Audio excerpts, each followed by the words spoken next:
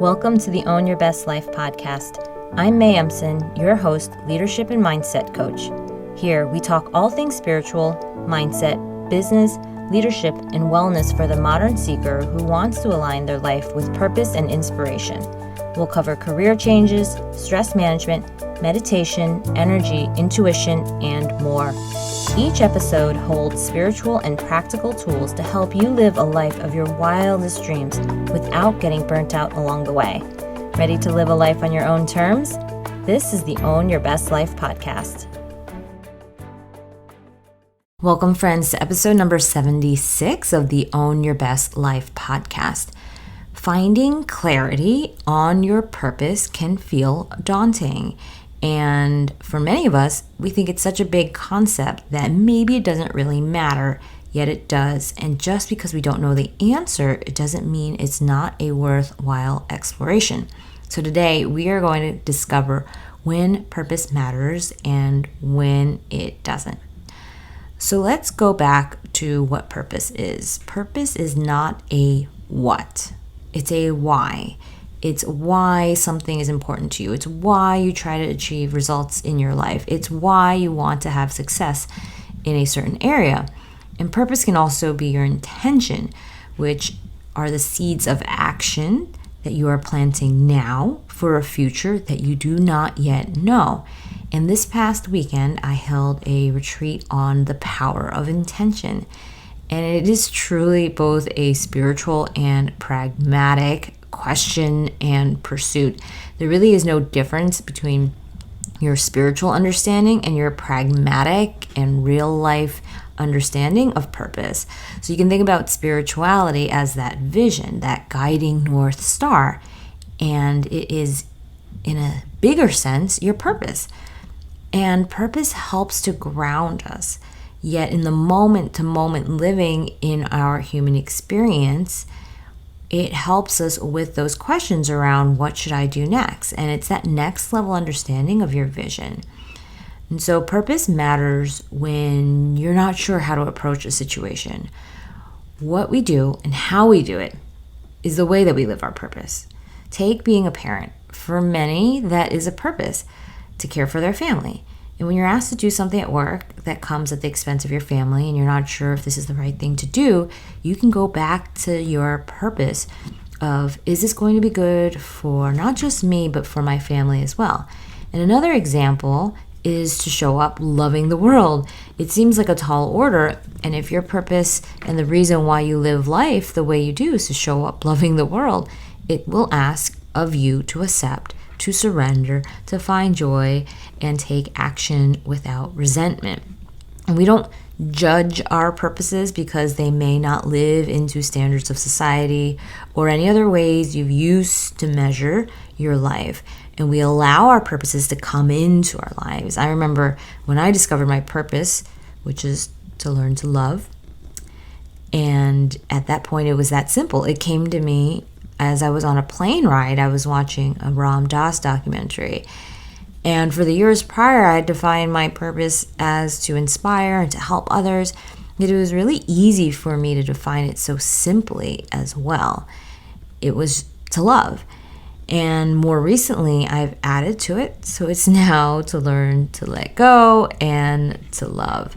So when you think about that, it's not very specific. So purposes can be specific, they can be not specific. And your purpose can be as specific as to spend time with loved ones while they're here with you. It can also be non-specific, similar to mine, as to love or to let go.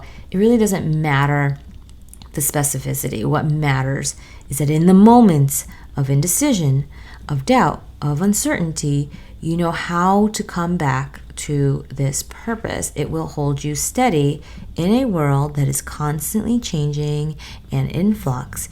And your purpose can also change, right? It can change as you learn, as you grow, and you decide that there are new or different ways to live your life.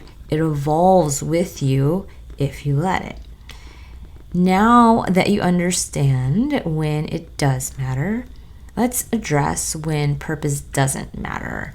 Purpose doesn't matter when you're not trying to live your life intentionally, if you aren't desiring to align your life with what you care about most or how you want to grow in life. You don't need a purpose.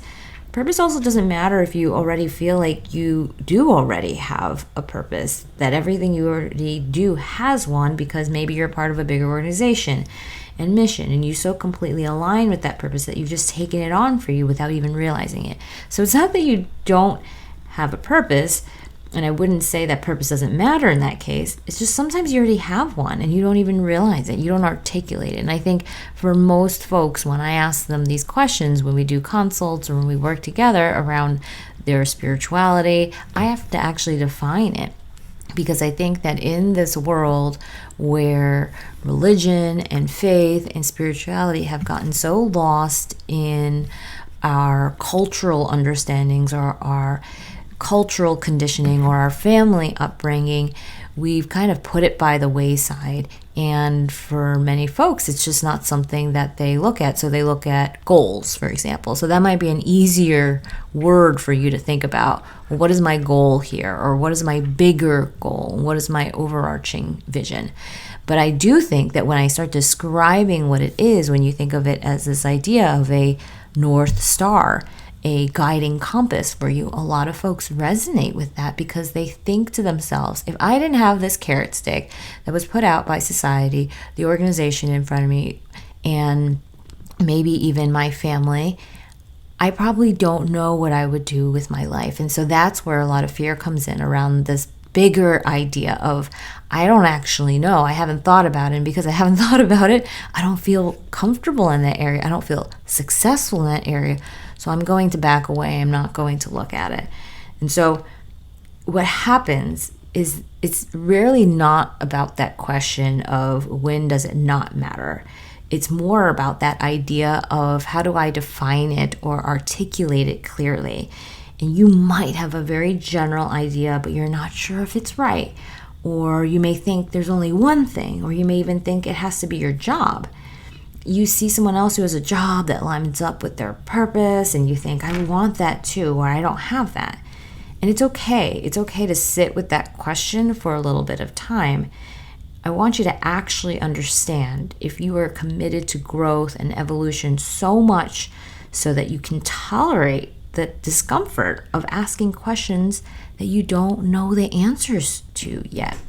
And I say yet because it is completely possible to find it. And this is what I help my clients with. And what matters most is that they're willing to go on a journey because the path isn't linear. And we didn't come with an instruction manual and a guidebook that said you are on Earth School and your life purpose is blank. We observe, we learn, we decide, and then we take action. And I often have my clients actually put that question of purpose on that back burner. It is in the parking lot. It is somewhere else, because if it causes them confusion, if it's causing you confusion, an unfocused mind is not very helpful. And an unfocused mind is a difficult place to take action from. And we're not here to just not take any action or make no decisions in our life. And again, if the verbiage, the language of purpose seems daunting, we won't use that language. And sometimes we all just need a bit of space for life to calm down before we can entertain questions of purpose. Maybe we just need to make time for you to even dig into it, or we need to reduce stress to a certain degree so you can let your vision get clear again. And we have real life predicaments, financial, time, family, that are all pulling us and asking of us our time. So again, a lot of times this question comes up as we have more space, as we have more of a breather, but it's still important. So this paradox is that the purpose is already there. It's already there. You just haven't yet accepted it, or owned it, or decided that it was good enough. And I say good enough with air quotes. We work on the mind and thinking first to allow for less of that inner criticism and more self-compassion, and then we can get to work on purpose and start to define the way you want to lead your life. And if you can imagine, a very doubt-filled and judgment-filled mind will never be happy, no matter what their purpose is. So what's the use of defining the purpose until we've cleaned the mind up?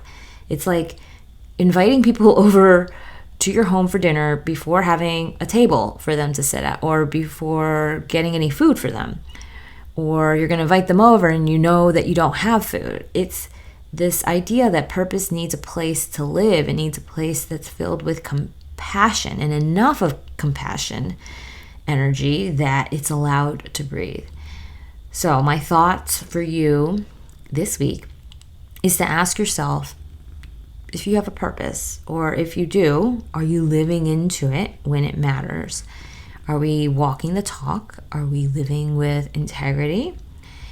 And you don't have to be perfect 100% of the time, but are we checking in consistently on a daily basis, or after something's occurring, or even during something that's happening, and asking yourself, is this really aligned with my vision and my purpose of the kind of person that I want to be and what I'm here to do in this lifetime?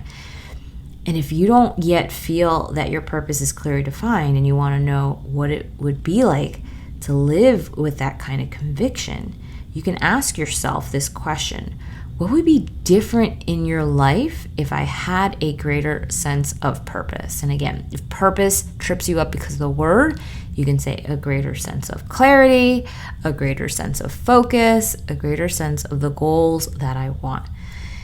So if that answer, when you ask yourself that question, what would be different in your life if I had a greater sense of purpose? If that answer piques your curiosity and it drives you to take action, to really think about something a little bit more deeply and start to question the way that you're showing up in certain places in your life, or maybe risks that you're not taking, I invite you to learn more about coaching. If you like to see these kind of internal transformations work the inside of your mind and then show up on the external in your real life world, this will be the spark. Getting coached consistently is that spark that lights the fire of inspiration. It allows you to take the change and make the change that you were looking to make. If this topic is something that resonates with you, you'll love coaching, because when you get coached consistently, it starts to light that fire of inspiration. It starts to clean your mind and inspire you to make the changes you're looking to make, because you see how easy it is to do and you know what to do and when to do it. It is that first step in creating clarity, in making a massive shift and moving obstacles out of your way so that you can move forward. And you can go to www.mayamson.com/contact to learn more. That's it, my friends, for this week. I love you very much, and I will see you next time. Thanks so much for joining us this week on Own Your Best Life. Make sure to subscribe to the show on iTunes or wherever you listen to podcasts so that you'll never miss a show.